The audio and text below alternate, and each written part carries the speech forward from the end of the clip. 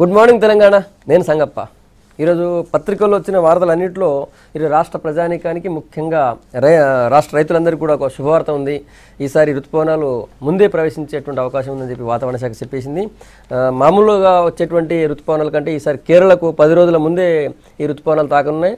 దాంతో ఈసారి పూర్తిగా ముందే వర్షాలు వస్తున్నాయనేది ఒక సూచన. ఇది రాష్ట్ర ప్రజలకు రైతులకు అందరికీ కూడా ఒక మంచి వార్త. అది మెయిన్ బ్యానర్గా కొన్ని పత్రికలు తీసుకుని, 1-2 పత్రికలు మెయిన్ బ్యానర్ తీసుకుని మిగతా పత్రికలు కూడా ఆ వార్తను బాగా క్యారీ చేసినాయి. అది ప్రధానంగా ఉన్నటువంటి వార్త. ఇక రాజకీయాల విషయానికి వచ్చినట్టయితే ఖమ్మం జిల్లాలోని పాలేరు ఉప ఎన్నికల ప్రచార హోరు బాగా కొనసాగుతుంది. ఎందుకంటే ఇంకా 2 రోజులే ప్రచారానికి టైం మిగిలింది, ఈరోజు రేపు. దాంతో ఒక్కసారి అటు ప్రతిపక్షాలు అధికార పార్టీ అన్నీ కూడా ప్రచారంలో ఆరోపణలు ప్రత్యారోపణలు వేడిని పెంచాయి. నిన్న 2 మంత్రులు కేటీఆర్ తర్వాత హరీష్ రావు ప్రతిపక్షాలపైన విరుచుకుపడ్డారు. ప్రాజెక్టులని అడ్డుకుంటున్నటువంటి తెలంగాణ ద్రోహుల పార్టీలవి అని చెప్పి 2 మంత్రులు కూడా ఆరోపించారు. అటు ప్రతిపక్షాలు కూడా అదే స్థాయిలో అధికార పార్టీపై దాడి చేశాయి. టీఆర్ఎస్ నేతలు డబ్బు సంచులతో దిగాయి. తర్వాత భయభ్రాంతులకు గురి చేస్తున్నాయి. అధికార పార్టీని గురి చేస్తుంది. అధికార పార్టీ పూర్తిగా అధికార దుర్వినియోగం పాల్పడుతుందని చెప్పి జానారెడ్డితో సహా చాలామంది నాయకులు ఆ విషయాన్ని ప్రధానంగా ప్రస్తావించారు. ఆ తర్వాత ఇంకొక విషయం ఏంటంటే, ఈ రాజ్యసభ ఎన్నికలకు సంబంధించి నోటిఫికేషన్ వచ్చింది. జూన్ 11వ తేదీన ఈ ఎలక్షన్ ఉంటుంది.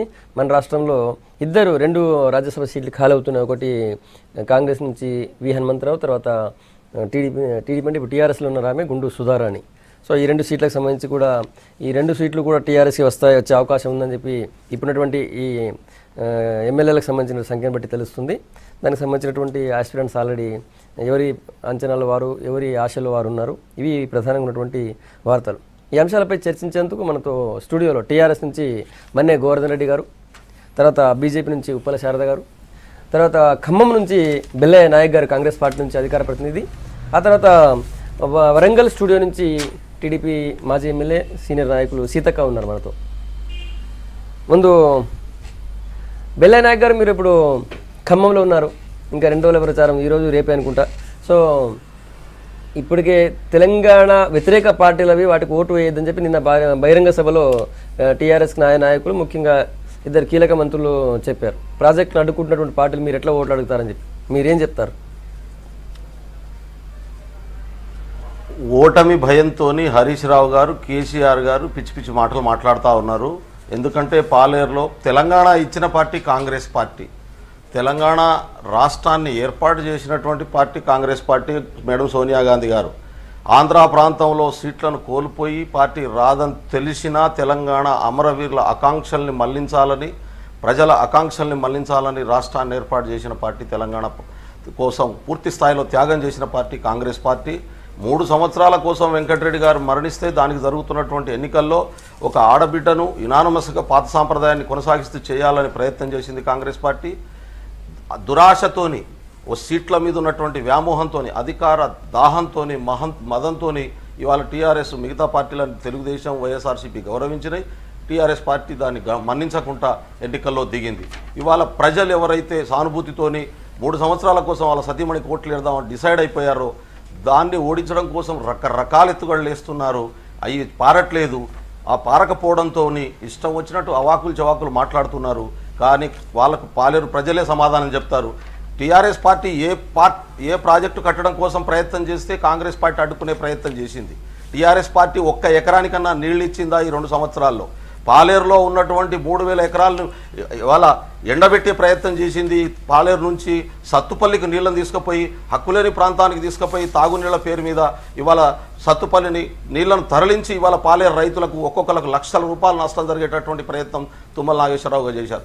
హరీష్ రావు గారు చెప్పండి కేటీఆర్ గారిని, హరీష్ రావు గారిని, ఏ ప్రాజెక్టు మొదలుపెట్టారు, ఏ ప్రాజెక్టును మీరు పూర్తి చేశారు? పూర్తి చేస్తున్నటువంటి క్రమంలో కాంగ్రెస్ పార్టీ ఎక్కడ అడ్డుపడ్డది?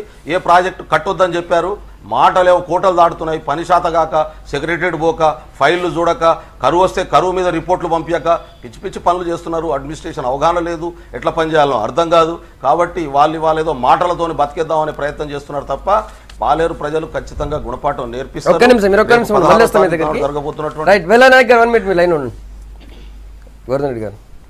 మీరు 2 ఏళ్లలో చేసింది ఏం లేదు, 1 ఎకరా నీళ్ళు ఇవ్వలేదు, పైగా మేము అడ్డుకుంటున్నాం, మా పైన మీరు ఆరోపణలు చేస్తున్నారంటున్నారు బెల్లనాయక్ గారు. కొత్త రాష్ట్రం వచ్చిన తర్వాత తెలంగాణ ప్రజలకు తెలంగాణ ప్రభుత్వం మా గౌరవ ముఖ్యమంత్రి ఏం చేస్తుంది ప్రజలంతా తెలుసు.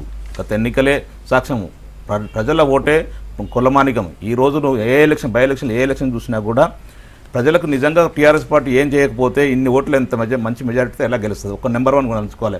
మీరు ఏదో ప్రతిపక్షాలు ఉన్నారని చెప్పేసి కాంగ్రెస్ తెలంగాణ ఇచ్చిన పార్టీ అని చెప్పేసి గొప్పలు చెప్పుకోవడం తప్ప అంతకుమించి తెలంగాణ ప్రాంతానికి తెలంగాణ ప్రజలకు గత 60 సంవత్సరాలు చేసింది శూన్యం అని చెప్పేసి ప్రజలందరూ గమనిస్తారు. ఈరోజు పాలేరు ఎలక్షన్లో మీకు నిజంగా గుణపాఠం తప్పుతుంది ఖచ్చితంగా. ఏదో సింపతి పరంగా ఓట్లు దండుకోవాలని ప్రయత్నం చేస్తుంది తప్ప గతంలో అదే పాలేరు ఎలక్షన్స్ సిపిఐ నాయకుడు రజనీ అలీ గారు చనిపోతే మీ కాంగ్రెస్ పార్టీ పోటీ నిలబడి గెలిచిన సాంప్రదాయం మర్చిపోతున్నట్టు గుర్తు చేసుకోవాలి. ఆ రోజు సాంప్రదాయం ఎక్కడ పోయింది? ఆ రోజు సాంప్రదాయం చూస్తే అదే సిపిఐకి వదిలిపెట్టవలసి వస్తుంది. గతంలో మాధవరెడ్డి గారు చనిపోతే ఉమామాధవరెడ్డి కాంగ్రెస్ ఎలా పోటీ పెట్టింది?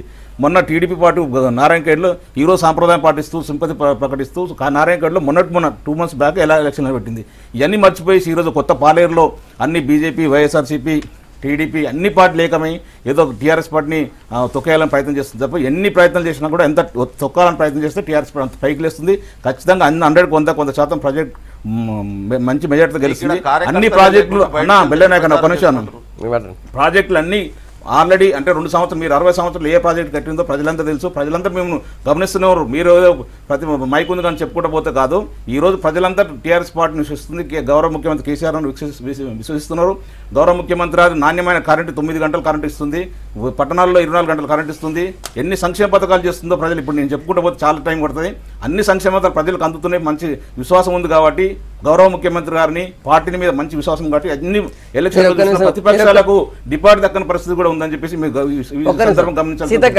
సీతక్క మీరు సంప్రదాయాలు మాట్లాడుతున్నారు. మొన్ననే మీరు నారాయణఖేడ్లో అభ్యర్థులు పోటీ పెట్టారు కదా, మరి ఈ రోజు ఎందుకు కొత్త సంప్రదాయం మాట్లాడుతున్నారు ఒక ప్రశ్న. తర్వాత తెలంగాణ ద్రోహుల పార్టీ అని చెప్పి తెలంగాణ ద్రోహులు ఉన్నటువంటి పార్టీ ప్రాజెక్టులు అడ్డుకుంటున్న పార్టీ టీడీపీ అని చెప్పి నిన్న 2 మంత్రులు కూడా ఉన్నారు. ముఖ్యంగా మిమ్మల్ని కోట్ చేశారు వాళ్ళు.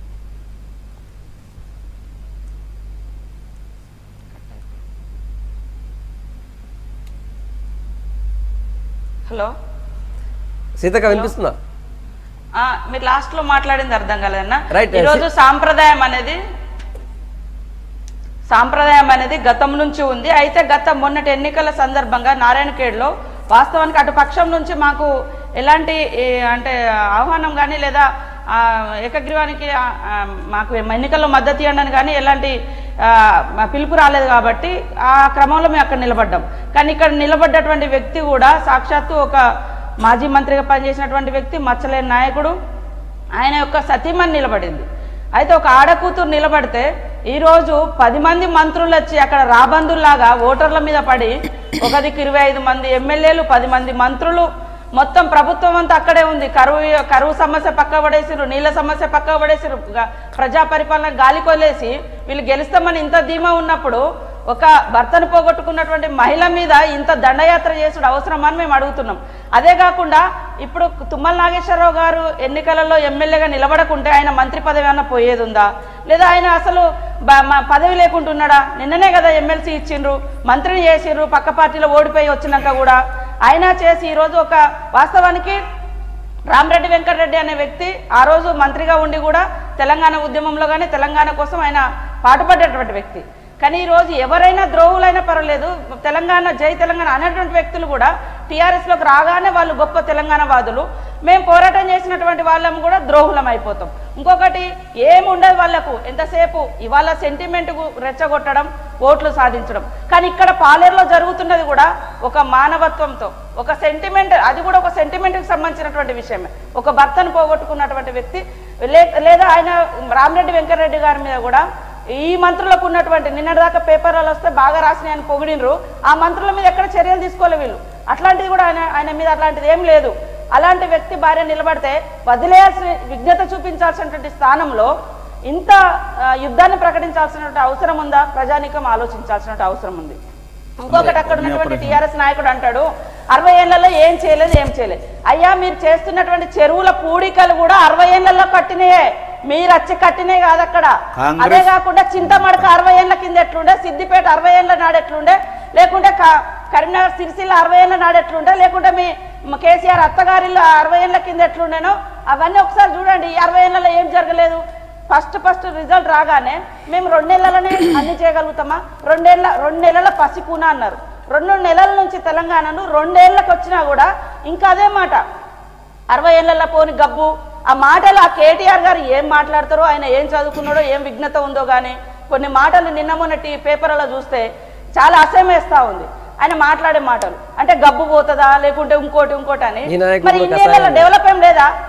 అంటే సరే జరగాల్సినటువంటి స్థానంలో అంత స్థాయిలో జరగకుండా గుడ్డితనం ఇక్కడ ఉంది. నేను ఒక మాట్లాడుతా ఒక్క నిమిషం. ఇవాళ హరీష్ రావు వరంగల్ జిల్లా వస్తాడు, నసంపేట దగ్గర మాదన్నపేట చెరువు అనేది గతంలో ఎప్పుడో నిర్మించిన చెరువు, దాని పక్కన ఓ పెద్ద పైలాన్ కట్టుకొని దాన్ని ఓపెనింగ్ చేయడం కోసం. పాపం భవిష్యత్ తరాలు ఎట్లుంటే ఈ చెరువులు కూడా వీళ్ళే కట్టిరనేటువంటి ఒక భ్రమను కల్పించే విధమైనటువంటి చరిత్రను కూడా కన్మరుగేస్తా ఉన్నారు వీళ్ళు. పాత రోడ్లకు కొత్తగా శిలాఫలకాలు వేయడము, మెయింటెనెన్స్ రోడ్లకు కూడా. అక్కడ మదన్నపేటలో చెరువు గత ప్రభుత్వాలు ఎప్పుడో తవ్వినటువంటి చెరువు పైలాన్ పెట్టుకోవడం, ఇంత దరిద్రం ఉంటుంది.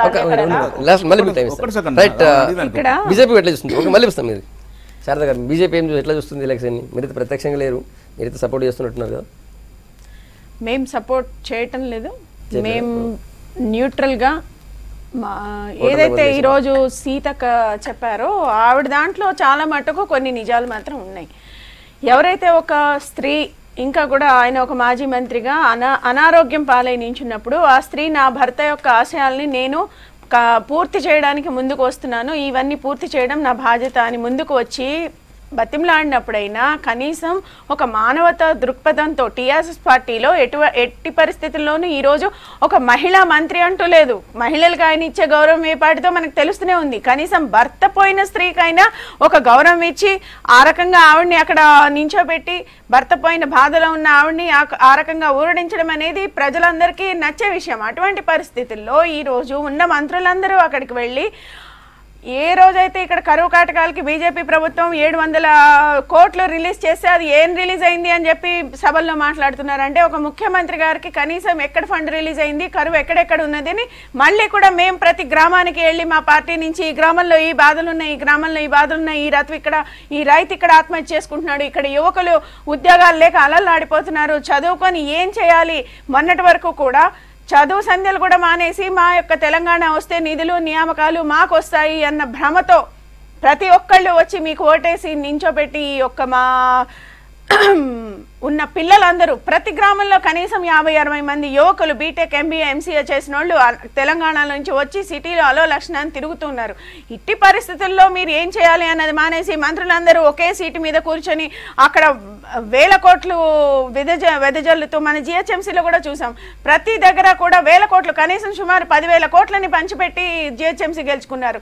అదే రకంగా మళ్ళీ ప్రతి ఎలక్షన్ అంటే ఎప్పుడైతే కేసీఆర్ గారు ఈ టీఆర్ఎస్ పార్టీ పెట్టిన వెంటనే రిజైన్ చేయడం, ఎలక్షన్కి వెళ్ళడం, రిజైన్ చేయడం, ఎలక్షన్కి వెళ్ళడం, ఇదే రకంగా పార్టీని నెట్టుకొస్తూ వచ్చారు.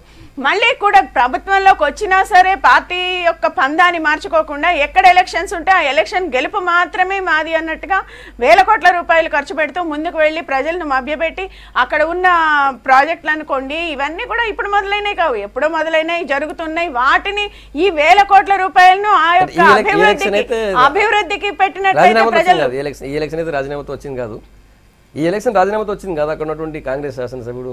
అదే ఎలక్షన్ రాజీనామాతో వచ్చింది కాదు, నేనేమంటానంటే శాసనసభ్యుడు అకాల మృతి చెందాడు కాబట్టి అకాలంలో మృతి చెందినప్పుడు అది ఆవిడకి వదిలేసినప్పుడు. సీతక్క గారు ఒక చిన్న క్వశ్చన్ అండి, మాధవరెడ్డి గారు చనిపోయినప్పుడు కాంగ్రెస్ పార్టీ పోటీ పెట్టిందా లేదా? ఆ రోజు ఆడపిల్ల లేడీ గుర్తు రాలేదా? ఆ రోజు భర్త చనిపోయినప్పుడు ఎంత సింపతితో, ఊరికే అనారోగ్యం చనిపోలేదు, చంపబడ్డాడు, నక్సలైట్ల గారితో చంపబడ్డాడు. ఆ రోజు సింపతి లేదా? ఆ రోజు మీరు టీడీపీ పార్టీ మీద కాంగ్రెస్ పార్టీ కానీ అన్ని పార్టీలు ఎందుకు పోటీ పెట్టినాయి? దాన్ని ఒకసారి సూటిగా ప్రశ్నించుకోవాలి. ఈ రోజు రామరెడ్డి వెంకటరెడ్డి గారు చనిపోతే ఆ సింపతి ఆడపిల్లని గుర్తు రాలేదు, ఎందుకు రాలేదు? ఈ రోజు కొత్త గుర్తొచ్చిందా? అదొక డైరెక్ట్ స్టేట్ చెప్పండి. చెరువులు అనేది మీ కాంగ్రెస్ పార్టీ టీడీపీ పార్టీ తొమ్మిది కాదు, గతంలో రెడ్డి రాజుల వారు చెరువులు దాదాపు వేల చెరువులు, అది గుర్తు చేసుకోవాలి మీరు. ఈ రోజు అదే చెరువులు మీ కాలంలో మీ పరిపాలనలో చెరువులు నిజంగా కూడా పూడిక తీయకుండా పాడైపోయిన సందర్భం. ఈ రోజు మా టీఆర్ఎస్ పార్టీ మా గౌరవ ముఖ్యమంత్రి అన్ని చెరువులు పునరుద్ధరిస్తుండ్రు. ఆ చెరువుల వలన గ్రౌండ్ వాటర్ లెవెల్ పెరుగుతుంది. చెప్పుకోలేని దద్దమ్మలు అవకాశవాదులు వాళ్ళ మీద అట్లా చేరిండ్రు. గతంలో కూడా టీడీపీ అసలు పార్టీ లేకుండా పోయింది ఆ తెలంగాణలో. అది మీరు గుర్తుపెట్టుకోండి. దద్దమ్మలు చేరా తెలంగాణ పునరేకీకరణ కొరకు అభివృద్ధి కొరకు ఎవరు కలిసి వచ్చినా మా ముఖ్యమంత్రి తీసుకొని కలుసుకొని పోతుంది. ఇప్పుడు మీరు అది గుర్తుపెట్టుకోండి. మీరు రాక తెలంగాణకు ఫస్ట్ ఉన్నప్పుడు తెలంగాణ వ్యతిరేకించారు. ఈ తెలంగాణ వచ్చిన తర్వాత కూడా ఇప్పుడు వ్యతిరేకిస్తూ కుట్రలు పంతున్న ప్రయత్నం చేస్తున్నారు. మీరు వాళ్ళ తాబేదులకు ప్రయత్నం చేస్తారు తప్ప మీరు ఇప్పటికైనా మారి తెలంగాణ అభివృద్ధి కోరుకోండి. తెలంగాణ అంతే తప్ప మీరు ఇష్టం వచ్చిన మాట్లాడి తెలంగాణ అభివృద్ధిని నోచుకోకుండా కుట్రల ప్రయత్నం చేసి తెలంగాణ ఇంకా ఆంధ్ర మారకండి. ప్రభుత్వంలో ఉన్నా తను చేసిన గొప్పతనాలు చెప్పుకోవాలి. మంచి పాలమూరు ప్రాజెక్టుని కట్టుకుంటే పాలమూరు ప్రాజెక్టుని తెలంగాణ వారు మా గౌరవ ముఖ్యమంత్రి కడదామని ప్రయత్నం చేస్తుంటే మరి Telugu Desam party already cabinet meeting పెట్టేసి కేంద్ర ప్రభుత్వానికి లేఖలు రాస్తాడు. కోర్టుల కేసులు వేస్తాడు. మన ప్రాంతానికి సంబంధించిన వాటర్ మనం వాడుకోవడం తప్ప దాన్ని మీరు ఎందుకు వ్యతిరేకించరు? గవర్నర్ గారు ఉన్నారు, సుప్రీంకోర్టు ఉన్నది, కేంద్రం ఉన్నది. కోర్టులో పోవాలి తప్ప మీరు మాత్రం ఏం చేయాలంటారు? కోర్టులో చూసుకోవాలి. మీ చంద్రబాబు నాయుడు ఏం చేసినా మీరు తందన కొడతారు అంతే తప్ప మీరు మాత్రం ఏం చేయరు. మా తెలంగాణ ప్రాంతానికి అన్యాయం చేయడానికి ప్రయత్నం చేస్తున్నారు చంద్రబాబు నాయుడు. మీరు ఎందుకు ప్రశ్నించారు? ఒక్కసారి మీరు ఎందుకు ప్రయత్నం చేయరు? అట్లా అంటే మీరు ఎందుకు కోర్టు అని చెప్తారు తప్ప మీరు మాత్రం చెప్పడానికి కూర్చుంటారు అంటారు. తెలంగాణ ప్రాంతానికి ఇంత అన్యాయం జరుగుతున్నా కూర్చుంటారా? వాళ్ళు అడిగేది కూడా వాళ్ళ వాటానే. వాళ్ళ అడిగేది వాళ్ళ వాటా గుర్తుకోండి. మా గౌరవ ముఖ్యమంత్రి గౌరవంగా చెప్పిండు మీ ప్రాంతం వాటా వచ్చిన వాటాను మీరు వాడుకోండి. మా ప్రాంతానికి కేటాయించిన సమైక్యాంధ్ర పాలనలో జీవోల రూపంగా ఇచ్చిన టీఎంసీల వాటాను మాత్రం వాడుకుంటామని చెప్పి మా ముఖ్యమంత్రి గారు ఖచ్చితంగా చెప్పడం జరిగింది. మీ ప్రాంతం జనం కడుపు నిండదు. మీరు చేసే రాజకీయంతో జనానికి జలం రాదు. కేవలం రాజకీయ ప్రయోజనాల కోసం మాత్రమే ఇలాంటి సమస్యలు వాడుకుంటారు.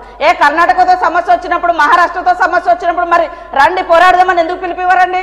అక్కడ ఒక ప్రభుత్వం ఉంది, ఇక్కడ ఒక ప్రభుత్వం ఉంది. ప్రభుత్వాల మధ్య సయోధ్య ఉండాలి. సమస్య పరిష్కరించుకోవడానికి కమిటీలు ఉన్నాయి, లేదా మధ్య పెద్ద అంటే కేంద్రం ఉంది, లేదా గవర్నర్ ఉన్నారు, ఇతరత్ర కమిటీలు ఉన్నాయి. దాంట్లో పరిష్కరించకుండా ఎంతసేపు ఇక్కడ మేము తెలుగుదేశం ఉన్నాం కాబట్టి మమ్మల్ని నిందిస్తా ఉన్నారు. మరి తెలుగుదేశం లేని చోట ఇంకో రాష్ట్రంకి వచ్చిన కాడ ఇదే మాట్లాడతారా? కేవలం రాజకీయ ప్రయోజనం ఇది. కూర్చోలేదు. మా ప్రభుత్వం తరఫున మా గౌరవ మంత్రి వర్యులు హరీష్ రావు గారు కర్ణాటక పోతుండు, మహారాష్ట్ర పోతుండు, అన్ని గవర్నమెంట్లతో మాట్లాడి మీలేక ఢిల్లీ కజ్జాలు పెట్టుకోలేదు. గతంలో సమైక్య పాలనలో ఇలా ఢిల్లీ కజ్జాలు పెట్టుకుని తెలంగాణ ప్రాంతం ఎడారి చేసిన ప్రభుత్వాలు మీ తెలుగుదేశం కాంగ్రెస్ పార్టీ అది మర్చిపోతుండ్రు. ఇప్పుడు కూడా మీ ఢిల్లీ కజ్జాలు పెట్టుకుంటూ ఇంకా తెలంగాణ ప్రాంతం అన్యాయం చేయాలన్నా? మా గౌరవ మంత్రి హరీష్ రావు గారు ప్రతి గవర్నమెంట్ ప్రతి రాష్ట్రాన్ని మాట్లాడి దానికి ప్రభుత్వం ఈ రోజు ఆపరేషన్ ఆకర్ష లేదా ఎక్కడ ఎలక్షన్ వస్తే అక్కడ గెలుపు ఈ యొక్క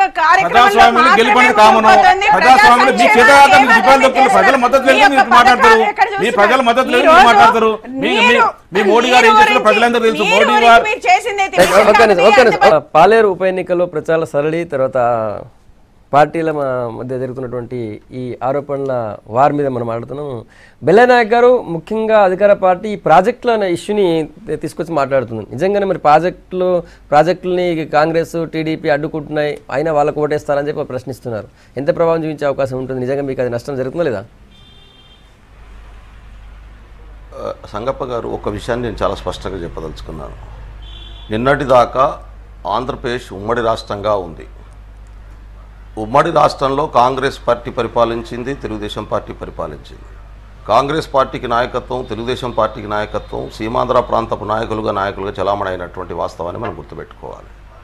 అన్యాయం తెలంగాణ ప్రాంతానికి జరుగుతుందనే పార్టీలకు అతీతంగా, సిద్ధాంతాలకు అతీతంగా ప్రజా సంఘాలు, కుల సంఘాలు, జర్నలిస్టులు, పార్టీలు ఏకమై కొట్లాడి తెలంగాణ రాష్ట్రాన్ని తెచ్చుకున్నాం. కేంద్రంలో అధికారంలో ఉన్న మేడం సోనియా గాంధీ గారు తెలంగాణ ప్రజల ఆకాంక్షల్ని గుర్తించి ఆంధ్ర ప్రాంతంలో కాంగ్రెస్ పార్టీకి నష్టం జరిగి 25 సీట్లలో ఒక్క సీటు రాదని తెలిసిన రాజకీయ ప్రయోజనాల్ని పక్కన పెట్టి ప్రజాభిప్రాయాన్ని గౌరవించి రాష్ట్రాన్ని ఏర్పాటు చేసింది. ఉమ్మడి ఆంధ్రప్రదేశ్లో నష్టం జరిగిందనే రాష్ట్రాన్ని తెచ్చుకున్నాం.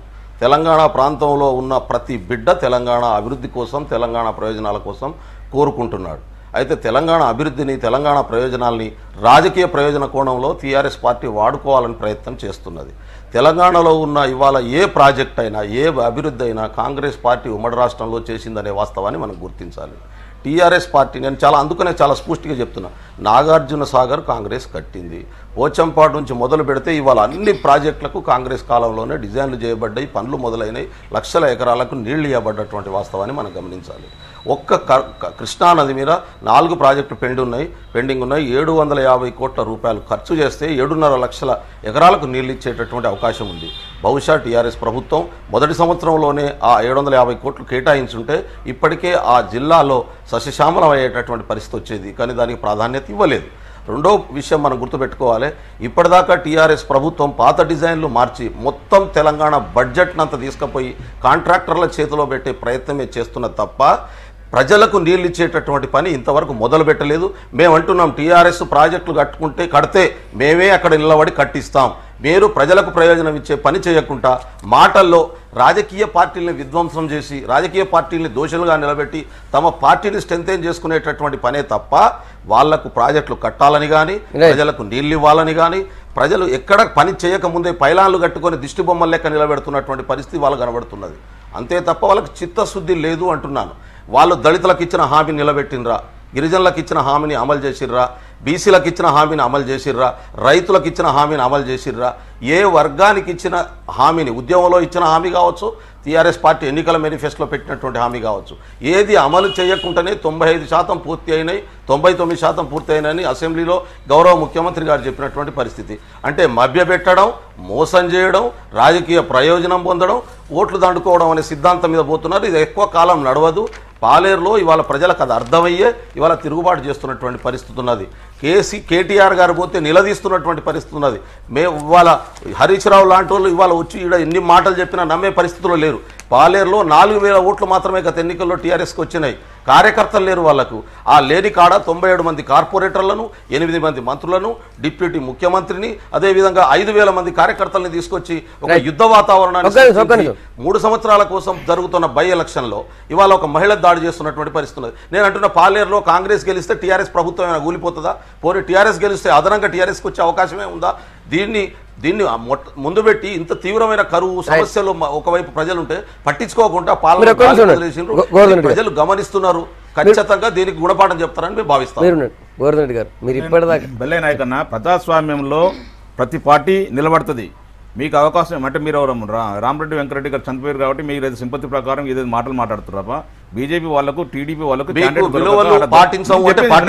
మీరు చెప్పింది నిజంగా అక్కడ మీకు ఇలా క్యాండిడేట్లు దొరకక ప్రజల మద్దతు లేక ఈరోజు నిలబడిన పరిస్థితి. ఈరోజు మీరు ఎక్కడ ఏ ఎలక్షన్ చూసినా కూడా డిపాజిట్ దొరకని పరిస్థితి ఉంది మా కాంగ్రెస్ పార్టీకి. ప్రజలలో 60 సంవత్సరాలు మీరు అంత డెవలప్ చేస్తే ప్రజలు మీరు ఎందుకు విశ్వసిస్తలేరు? మా ప్రభుత్వం మేనిఫెస్టోలో పెట్టినవి చాలా వరకు చేస్తున్నారు. మీరు చెప్పారు ప్రజలు విశ్వసిస్తున్నారు, పాలనలో మిమ్మల్ని విశ్వసించట్లేదు. అందుకనే మాట్లాడతారండి. ప్రజలు మమ్మల్నే విశ్వసిస్తున్నారు, మిమ్మల్ని విశ్వసించట్లేదు. కోట్లేయచ్చు గెలిచిన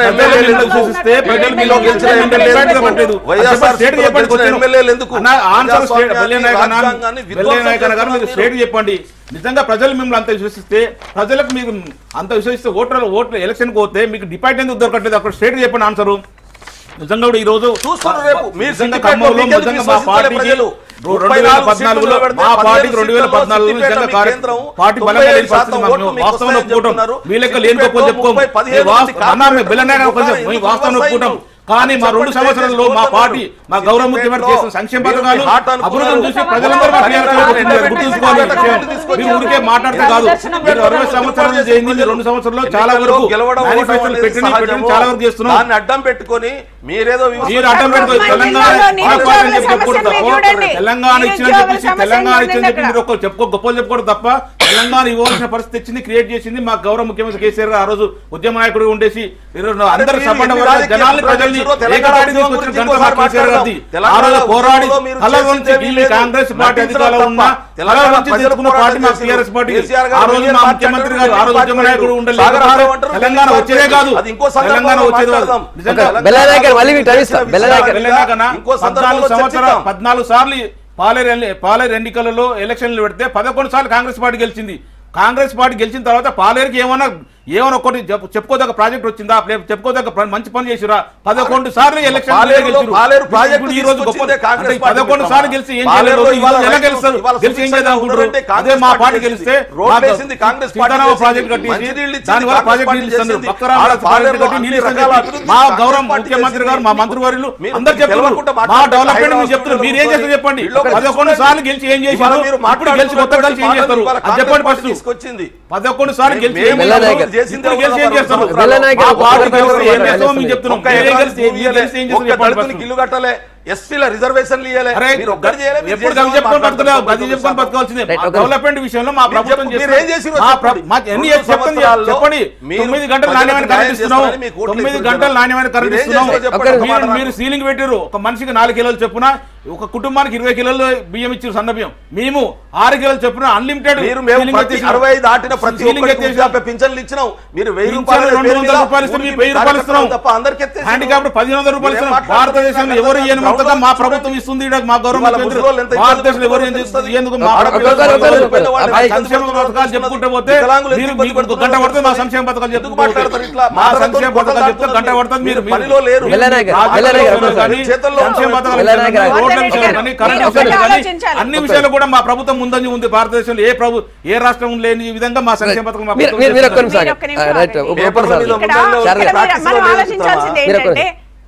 టిఆర్ఎస్ ప్రభుత్వం నడుస్తుంది. ఈ ఒక్క సీటు గెలిస్తేనే అక్కడ ప్రాజెక్టులు కడతామా? లేకపోతే ఈ ఒక్క సీట్లు గెలిస్తేనే ఖమ్మం జిల్లాలో ఉన్న విద్యార్థులందరికీ న్యాయం చేస్తామా? ఈ ఒక్క సీటు గెలిస్తేనే లేకపోతే మీరు చేయాల్సిన పథకాలన్నింటినీ అమలు చేస్తారా? ఈ సీటు గురించి ఇక్కడ జరిగిన సానుభూతి ఏదైతే ప్రజల్లో ఉందో దానిని పెట్టుకొని ముందుకు నడవాలి అని నేను చెప్తున్నాను. కానీ అది ఏదైతే మీరు గెలవాలి అనే ఒక మూర్ఖ ఆలోచన, ఈ మూర్ఖ ఆలోచన వల్ల ప్రజల్లో ఎలా మీ యొక్క ఇవి వెళ్తున్నాయి అంటే, అసలు నీళ్లు లేక అలోలక్షణ అంటే ఒక ట్యాంకర్ ని పంపించడం మానేసి ఒక మంత్రి వచ్చి ఆ జిల్లాకు సంబంధించిన మంత్రులందరూ, జిల్లాకు సంబంధించిన ఎమ్మెల్యేలందరూ పాలేరు రాకపోతే మొత్తం మళ్ళీ ప్రభుత్వం పడిపోతుందని అన్న తీరుతో పాలేరులో కూర్చోవడం అనేది ఈ రోజు ప్రజలందరికీ అర్థం కాని విషయం. పాలేరు రాకపోతే మీరు ఖమ్మం జిల్లాకు న్యాయం చేయరా? పాలేరు ఒక్కటే వస్తేనే ఖమ్మం జిల్లాకు న్యాయం చేస్తారా? ఈ విషయాన్ని ముందు చెప్పండి. పాలేరు ఉంటేనే మేము ప్రాజెక్టులు కడతాం, ప్రాజెక్టులు కట్టాల్సిన సమయం వచ్చింది కాబట్టి ప్రాజెక్టులు కట్టాలి, దాన్ని రీడిజైన్ చేసి దానిలో ఉన్న ఫండ్స్ తీసుకొని వచ్చి మళ్ళీ ఎలక్షన్లో పోసి ఆ ఎలక్షన్లు గెలవడం అనేది ఈ రోజు చాలా ప్రజలందరూ అనాలోచితంగా ప్రజలందరూ ఆలోచిస్తున్న విషయం. ఎందుకు ఈ పాలేరుని మంత్రిగా ఉన్నప్పుడు చేయాల్సిన విషయాన్ని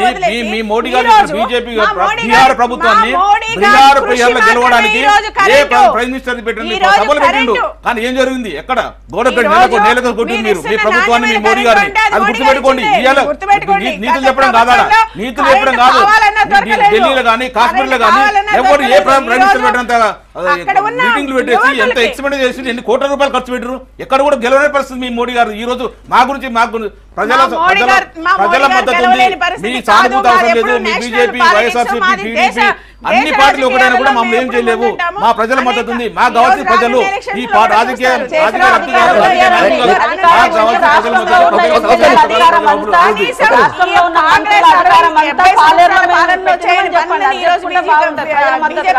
చేస్తుంది. 20,000 గ్రామాలకి కొత్తగా కరెంట్ ఇచ్చారు. ఈ రోజు ఆంధ్రాలో కానివ్వండి, తెలంగాణలో కానివ్వండి నిరంతర విద్యుత్ ఉంది అంటే అది మోడీ గారి కృషి ఫలితమే అని చెప్పి ఎవరు కూడా కాదనలేని సత్యాన్ని మీరు చూడండి. సీతక్క నిన్నటి ప్రచారంలో, బహిరంగ సభలో సూటిగా ఇద్దరు మంత్రులు కూడా చెప్పింది అంటే తెలంగాణ అభివృద్ధిని అడ్డుకుంటున్నటువంటి అన్ని కలిసి అడ్డుకుంటున్నటువంటి పార్టీలకు ఓటేస్తారా, లేదా 1 కోటి ఎకరాలకు నీరిస్తామని చెప్పినటువంటి టీఆర్ఎస్ ఓటేస్తారా చెప్పండి అన్నారు.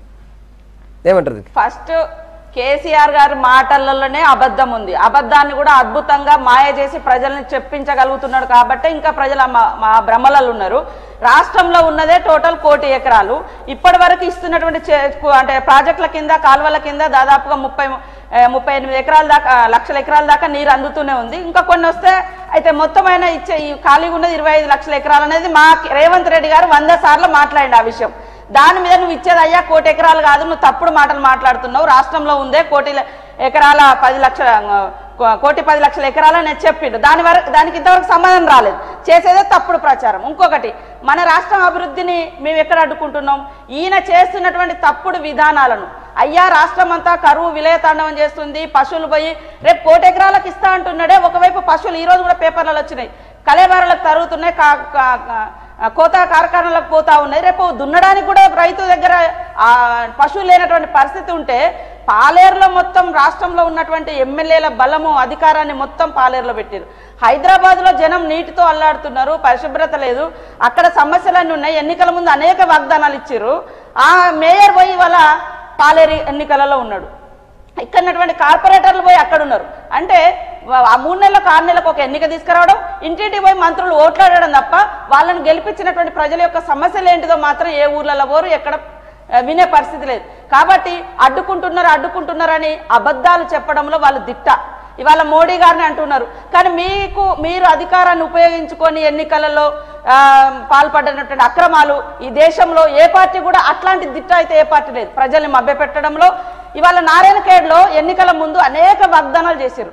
మొన్న మేము ఒక టీవీలో పేపర్లో చూసినాం, మహిళలు మొత్తం రోడ్డుకి ఎక్కి మంచినీళ్ళు కావాలని ధర్నా చేస్తా ఉన్నారు. హరీష్ రావు గారు ఎక్కడ పోయారు? మరి మంచినీళ్ళు లేకుండా అక్కడ మొత్తం మీరు ఎప్పుడు పోతే కాదు కానీ అబద్ధం అనేది ఎక్కడ అబద్ధం సీతక్క ఒక నిమిషం టైం యొక్క సీతక్క ఒక నిమిషం టైం ఏంటి అబద్ధం అనేది Andhra Pradesh TDP party cabinet meeting పెట్టేసి కేంద్రానికి లేఖ రాసిందా లేదా అది అబద్ధమా కాదా?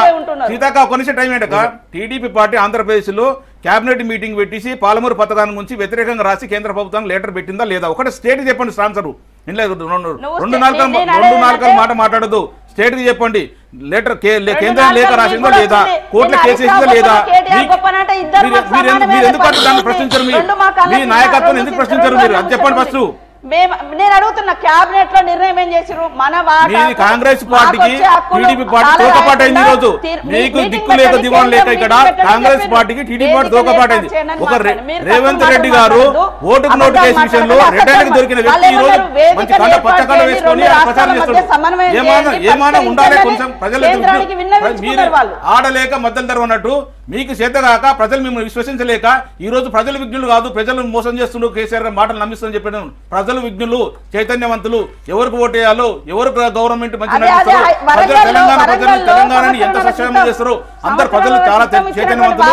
మీరు అన్నట్టు మీరు ఆడలేక మద్దతు మీరు చేసే మీకు ప్రజలలో లేకపోయింది. ఈ రోజు ప్రజలు టీఆర్ఎస్ పార్టీ విశ్వసిస్తున్నారు, ప్రజలందరూ గౌరవ ముఖ్యమంత్రి గౌరవ ముఖ్యమంత్రి ఏం చెప్పినా నమ్ముతారు.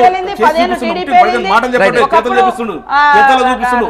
ఒక కాంగ్రెస్ నాయకుడు మిషన్ భగీరథకు ఒక లెటర్ రాస్తాడు, మిషన్ భగీరథకు రూపాయి అని చెప్పి కేంద్రానికి రాస్తాడు. ఏమాత్రం కామన్ సెన్స్ ఉండాలి? ఎవరన్నా తెలంగాణ ప్రాజెక్టుల కొరకు, తెలంగాణ కొరకు ఎక్కువ నిధులు కావాలని కోరుకుంటారు తప్ప మిషన్ భగీరథకు రూపాయి ఇవ్వద్దని చెప్పి లెటర్ రాస్తారు కేంద్రం. ఒక ఎంపీ గుత్తా సికందర్ రెడ్డి గారు. ఇది ఎంతవరకు కరెక్ట్? మీకు అక్కసి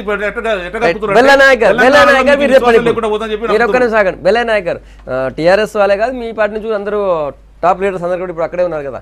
ఎట్లా ఉంది? ఇంకా రేపే లాస్ట్ అనుకో, రేపు లాస్ట్ కదా, మరి ఎట్లా ప్రజల మీకు ఎట్లా వస్తుంది స్పందన? ఇది వెంకటరెడ్డి గారి చనిపోవడం వల్ల వచ్చిన బై ఎలక్షన్లు, జనరల్ ఎలక్షన్స్ కాదు. దీన్ని జనరల్ ఎలక్షన్ల పద్ధతిలో టీఆర్ఎస్ పార్టీ భావిస్తుంది. ప్రజలు మాకు అద్భుతమైన బ్రహ్మరథం పడుతున్నారు. సుచరితారెడ్డి గారికి వాళ్ళు ప్రతి మహిళ ఇవాళ వాళ్ళు అడుగుతున్నారు. నిన్ననే ఒక ఊర్లో నేను వెళ్తే ఒక మాట అడిగింది ఒక మహిళ, ఒక పెద్ద మనిషి. ఏమన్నదంటే, బిడ్డ ఎంపీకి ఎన్ని ఓట్లు ఉంటాయి బిడ్డ, ఎమ్మెల్యేకి ఎన్ని ఓట్లు ఉంటాయి బిడ్డ, నాకైతే ఒక్కటే ఉన్నది బిడ్డ. ఈ సర్పంచులు, ఎంపీటీసీలు, ఎంపీలు, ఎమ్మెల్యేలు అంతా టీఆర్ఎస్లో పోతున్నారు కదా, వాళ్ళకి ఏమైనా ఎక్కువ ఓట్లు ఉంటాయా అని అడిగింది. నేనన్నా, ఎంపీకి ఒకటే ఓటు ఉంటుందమ్మా, ఎమ్మెల్యేకి ఒకటే ఓటు ఉంటుందమ్మా, నీకు కూడా ఒకటే ఓటు ఉంటుందమ్మా, బాబాసాహెబ్ అంబేద్కర్ నీ ఓటుకు ఎంపీ ఓటుకు కూడా అదే విలువ ఉంటుందమ్మా అని చెప్పుకొచ్చాను. ఆమె ఏమంటుందంటే, గట్లా ఉన్నప్పుడు ఎట్లా గెత్తారు బిడ్డ, నాకు అర్థం కాదని చెప్పి సూటిగా అడిగింది. అందుకనే ఇవాళ పాలేరు ప్రజలు, పాలేరు మహిళలు, పాలేరు గిరిజనులు, పాలేరు బలహీన వర్గాలు, పాలేజులు, దళితులు మొత్తం యునానిమస్గా వన్ సైడ్గా ఇవాళ సుచరితారెడ్డి గారికి ఓట్లు వేయడానికి సిద్ధమైనరు. ఇప్పటికే ఆ పరిస్థితి వచ్చింది. ఎందుకంటే చాలా స్పష్టంగా ప్రజలకు అర్థమైంది, ఇది ఉద్దేశపూర్వకంగానే టీఆర్ఎస్ పార్టీ పెట్టిందనేటటువంటి విషయం కూడా ప్రజలకు అర్థం చేసుకున్నారు. మాకంటే ఎక్కువ వాలంటరీగా ఇవాళ ప్రజలు రియాక్ట్ అవుతున్నటువంటి పరిస్థితి ఉన్నది. మొదట్లో మేము కొంత భయపడ్డమాట వాస్తవమే, కానీ ప్రాక్టీస్లోకి జనంలోకి వెళ్ళిపోయిన తర్వాత ప్రజలు చూపిస్తున్నటువంటి ఆదరణను చూసి, వెంకటరెడ్డి గారు చేసినటువంటి సేవలు చూసి, వెంకటరెడ్డి గారిని ఇవాళ లంబడో లెంకన్న అంటున్నారు ఏ తండాకు పోయినా కానీ, అంత ఆదరణ ఇవాళ వెంకటరెడ్డి గారి మీద అంత గౌరవం ఉన్నది, ఇవాళ ప్రజల్లో అంత ఆదరణ ఉన్నది.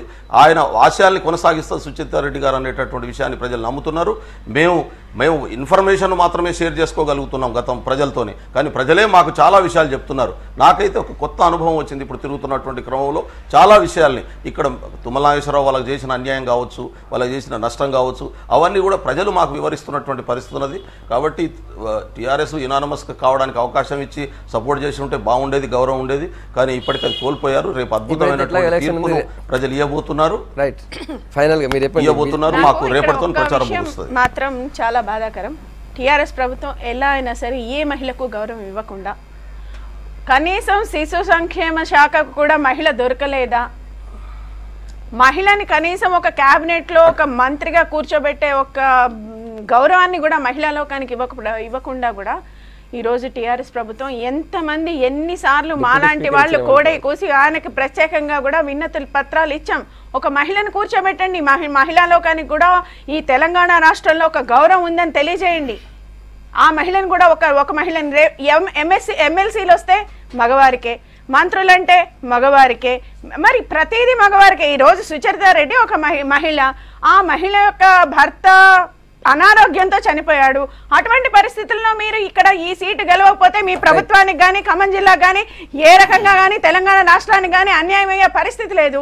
అటువంటి పరిస్థితుల్లో ఈ రోజు ఇన్ని వేల కోట్లను ఖర్చు పెట్టి మీరు అక్కడ ఉన్న ప్రజలందరినీ మభ్యపెట్టి నిరుద్యోగ సమస్యను, మన కరువు సమస్యలను, నీటి సమస్యలను మరి వదిలేసి ఈ రోజు ఎందుకు అక్కడ అందరూ కూడా మొత్తం టీఆర్ఎస్ ప్రభుత్వం పాలేరులో ఉన్నది అనేది ఒక పెద్ద ప్రశ్న. మాట్లాడదు బీజేపీ వారు ఒకటి గుర్తు చేస్తారు. మీ 3000 కరువు నివారణ కొరకు 3,096 కోట్ల రూపాయలు అడిగితే 794 కోట్ల రూపాయలు ఇచ్చి 700 కోట్ల రూపాయలు ఇచ్చి 94 కోట్లు ఈ రోజు మాట్లాడుతున్నారు. కేంద్ర ప్రభుత్వం మోడీ గారు అడగండి, తెలంగాణ రాష్ట్రంలో నిజంగా కూడా చాలా కరువు ఉంది, కరువు కొరవ ఉంది. 3,000 కోట్ల రూపాయలు తక్షణ మా ముఖ్యమంత్రి గారు డైరెక్ట్ బయలుదేరారు కానీ తక్షణం 1000 కోట్ల రూపాయలు రిలీజ్ చేయడం ఇంతవరకు మాట్లాడడం కాదా? మహిళల గురించి మాట్లాడుతున్నా. డిప్యూటీ స్పీకర్ ఇచ్చిన ఘనత మా టీఆర్ఎస్ పార్టీకి ఉంది.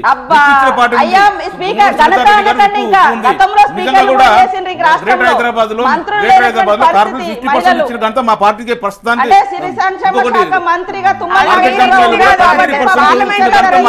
భారతదేశంలో ఎవరు కూడా ఇవ్వలేదు.